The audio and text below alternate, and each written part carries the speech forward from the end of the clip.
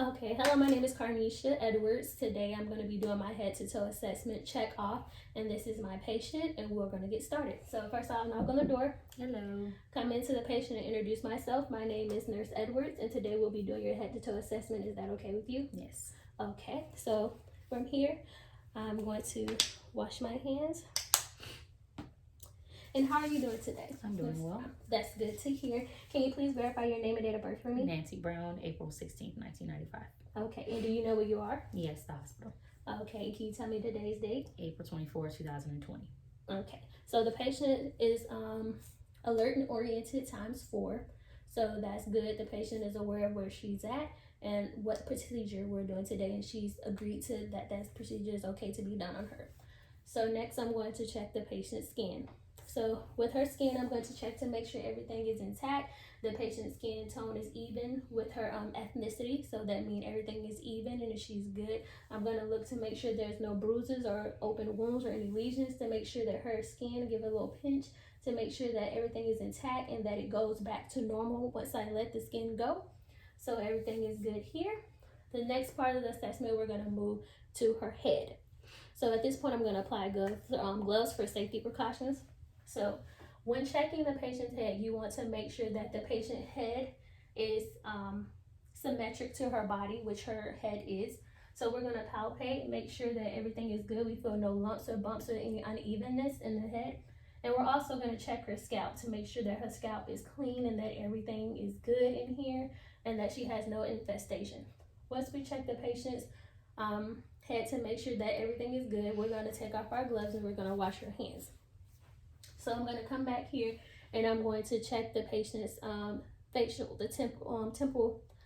So I'm going to check the temple to make sure I feel no lumps or bumps or anything, that the patient is comfortable and doesn't feel any pain. I'm also going to check her sinus under her maxillary to make sure there's no pressure or pain, and her frontal. Okay, the patient says no pain and she's comfortable. So I'm also going to check her range of motion of her sternomastoid and her trapeze. So I'm going to have the patient shrug her shoulders. Okay, then I'm going to have the patient turn her head left to right. Okay, so the patient has no resistance, and that's good range of motion for her. So now I'm also going to check the patient's facial movement. So I'm going to have the patient smile. I'm going to have the patient frown. I'm going to have the patient poke out her lips, puff up her cheeks. Okay, so the patient had no problems with the range of motions of her face, and everything went well. So here, from now, I'm going to go on to the patient's eyes. So normally when you check the patient's eyes, you check with the Snell chart. You have the patient stand about 20 feet and read which line is comfortable for them, and that's going to test their vision level for their eyes. But we also have a Snell chart where you can have the patient hold it 1 foot in front of them and reach which level is comfortable for them. And we can also test their vision level this way as well if we don't have a Snell chart in the office. So once the patient reads the number that's comfortable for them, I'm going to document it and we're going to go from there. Okay, so now we're going to check the patient's eyes. Normally when you're checking the patient's eyes, you want to make sure that their pupil is at a good range. The normal good range for a pupil dilation is from 3 to 5. So we're going to check hers. So hers is about a 3.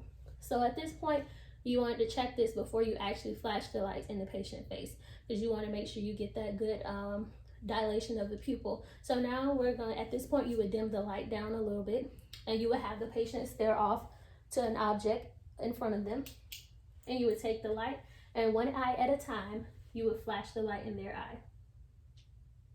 And you will watch the pupil constrict on both sides.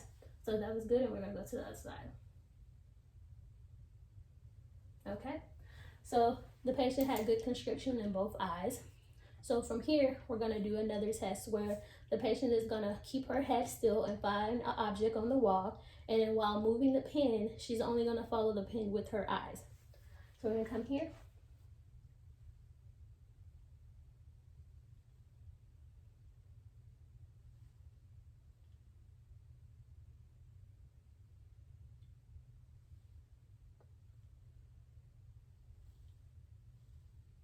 Okay, So from here, we're also going to check the patient's sclera and her conjunctiva. So you're going to have the patient look up, and you're going to look for the white parts in her eyes to make sure there is no bruising or redness of the eyes. And you're going to pull down her eyelids to look at the conjunctiva and make sure that everything is even and good. There's no bruising or swelling or anywhere around the eye. So from here, you're going to check the patient's hearing. So when you're looking in the patient's ear, you want to make sure you check with your light in both ears to make sure that the patient has no drainage in either of her ears. So no bilateral drainage.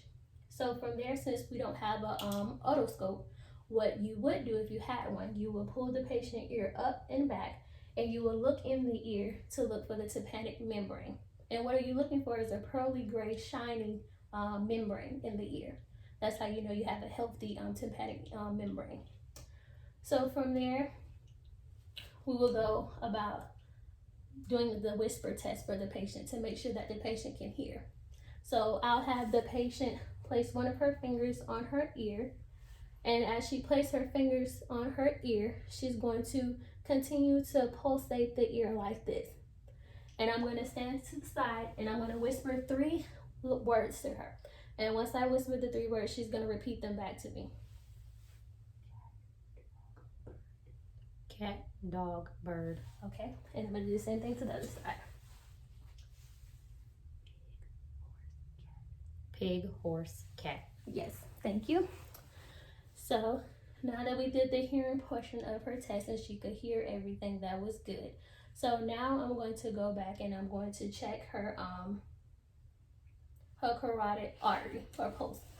So when looking for her pulse, you want to do this individually. You don't want to do them both at the same time. You want to check each one at a time. So I'm going to start with her left side, and I'm just going to feel for it. Okay, as you should hear that 2 swish sounds. Should feel that.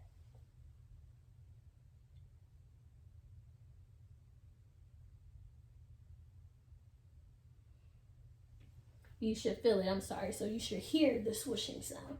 So now, since I palpated, now I'm going to also take. And I'm going to use that by using the bell on my stethoscope, and I'm going to listen to it here.